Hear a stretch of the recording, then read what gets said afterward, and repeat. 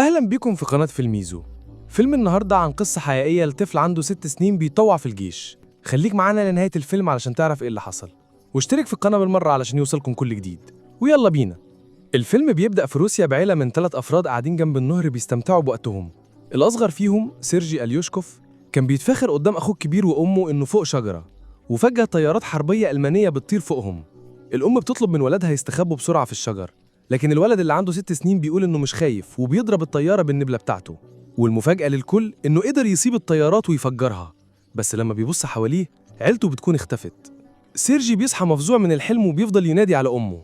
في نفس اللحظة حد بيخبط على بابه، بيفتكرها أمه وبيجري ناحية الباب، بس بتدخل جارة ليهم وهي مذعورة، بتحمد ربنا إنه لسه عايش وبتقوله إن أمه وأخوه ماتوا. الولد الصغير مش قادر يستوعب اللي بتقوله وعايز يفضل في البيت يستنى أمه. الست بتقوله إن الألمان هجموا عليهم وإنه لازم يهرب. في اللحظة دي شوية جنود بيقربوا من بيتهم. الست بتخلي سيرجي يهرب من الشباك، بس هي بتتقتل بالرصاص قبل ما تلحق تهرب معاه. الولد الصغير اللي عنده 6 سنين بيبقى لوحده من غير عيلة ولا أصحاب، وسيرجي بيهرب من البيت بيشوف حارته كلها وهي بتولع وراه، بينادي على أمه على الفاضي وبيهرب من هناك. بعد ما بيجري شوية بيلاقي نفسه في نص غابة. الطفل الصغير بيبدأ ينادي على أمه عشان تيجي تاخده لأنه تاه. بالليل بيبات في الغابة. تاني يوم الصبح بنشوفه بيشرب مية من نهر لما جنود العدو بيقربوا منه. سيرجي وهو عارف إنهم خطرين بيستخبى بسرعة جوه جذور شجرة. بيتخض لما تعبان بيقرب منه، بس مش بينطق ولا كلمة ولا بيهرب. سيرجي بيكون خايف من الجنود أكتر من التعبان. الجنود بياكلوا جنب النهر وبيمشوا، وبعدها سيرجي بياخد بواقي أكلهم وبياكلهم بالليل.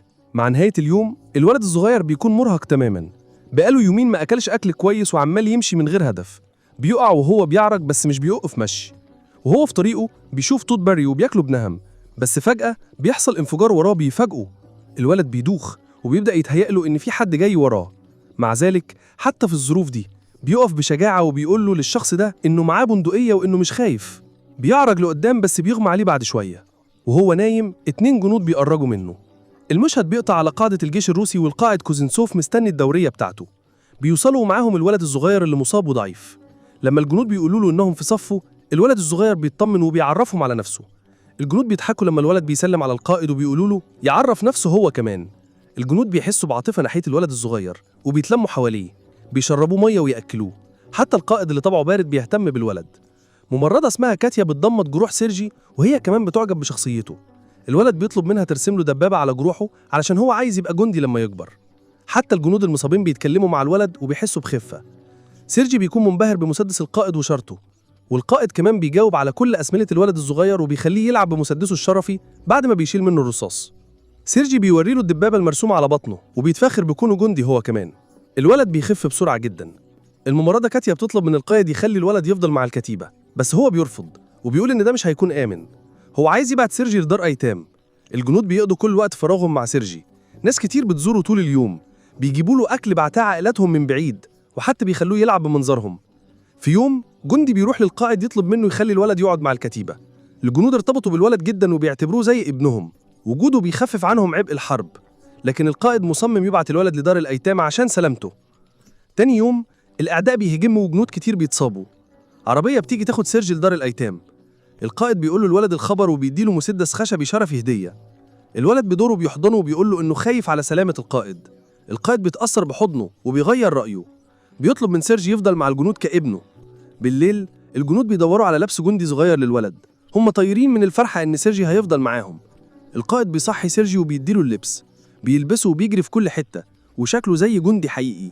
والباقيين بيبدأوا يسموه جندنا الصغير. والولد وهو بيجري الألمان بيشنوا هجوم جوي على الكتيبة. الجنود بسرعة بياخدوا سيرجي المكان آمن وبيحاربوا التانيين. عدد الجنود المصابين بيزيد بسرعة جدا. سيرجي عايز يخلي نفسه مفيد فبيجيب مية للجنود العطشانين. واحد منهم بيطلب منه يقرأ له جواب من عيلته عشان هو حاطط ضمادة على عينيه.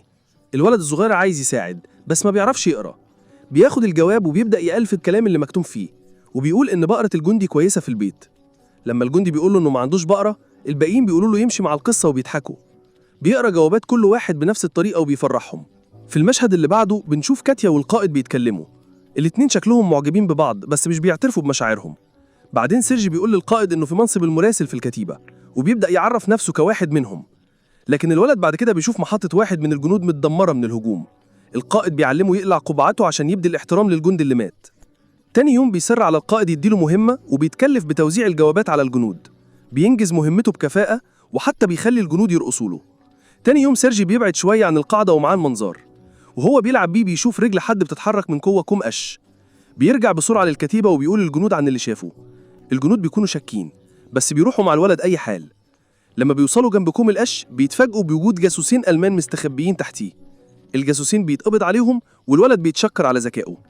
بالليل القائد بيوري له أوراق القانونية للتبني. هو دلوقتي رسميا أبو الولد. سيرجي عارف بمشاعر القائد ناحية كاتيا، فعشان يرد له جميله بياخده عشان يعترف لها. بس الاتنين بيشوفوها بتتكلم مع راجل تاني وبيفترضوا غلط إنها مهتمة بواحد غيره. القاعدة بتتهاجم من الألمان تاني. المرة دي سيرجي بيساعد الجنود بكل قوته عن طريق توصيل الذخيرة للجنود في الخط الأمامي، بس الجنود هناك بيأمروه يرجع للملجأ عشان الجو خطر جدا بره. لما بيرجع للملجأ بيشوف القائد والآخرين متوترين عشان الاتصال التليفون مع العقيد اتقطع. جندي بيتبعت عشان يصلح الأسلاك المقطوعة. سيرجي بيمشي ورا الجندي وبيشوفه اتصاب إصابة مميتة. بيسأل الجندي اللي بيموت إزاي يقدر يصلح الأسلاك وبيعملها بنفسه. الاتصال بيرجع وبيتم استدعاء قوات أكتر. الولد اللي عنده 6 سنين بينقذ حياة الكل. بعدين بنشوف القائد وكاتيا بيتكلموا جنب النهر. القائد أخيراً بيعترف بحبه ليها وبيطلب منها تكون أم لسيرجي. كاتيا بتكون طايرة من الفرحة، بس قبل ما تقول أي حاجة جندي بيقرب منهم وبيدي القائد جواب بيقول لهم إنهم اتنقلوا من القاعدة. تاني يوم كل الجنود بيغادروا القاعدة الجديدة ومعاهم سيرجي، بس هم في طريقهم بيعدوا على حقل ألمان بيفجر بعض عربياتهم. القائد بيتصاب ومراسل الجبهة اللي سيرجي كان قريب منه بيموت في الانفجار. بيبكي وبيحضن القائد. بيشيلوا المصابين معاهم وبيكملوا رحلتهم لقاعدتهم الجديدة. لما بيوصلوا أخيراً لقاعدة تانية بيقابلوا القائد الجنرال. هو كمان بينبهر بطموح الولد وبيهني القائد على وجود ولد ذكي زيه. تاني يوم الفرقة بتتكرم براية الحارس والولد كمان. بيوعد إنه هينقذ بلده لما الجنرال بيديله الشارة بتاعته. في ليلة قاعدتهم بتتهاجم بوحشية والقائد بيتحاصر تحت الأنقاض. سيرجي بيبكي على أبوه وبيحاول ينقذه. بينادي على الجنود التانيين اللي أخيراً بيطلعوا القائد. تاني يوم سيرجي بيقرب من القائد المصاب. إيديه كانت اتصابت وهو بيحاول ينقذ القائد. الولد دلوقتي بقى جزء لا يتجزأ من الفريق. ما عندوش عيلة غيرهم وبيروح معاهم أي حتة في الحرب. الفيلم بينتهي والفجيه بيتحرك لقاعدة تانية، وصوت في الخلفية بيحكي إنه حتى شارك في معركة ستالينجراد ووصل لبولانج مع الجنود. هو حاليا معروف كأصغر جندي في العالم، والقصة الأسطورية لشجاعته انتشرت دلوقتي عشان العالم كله يسمعها.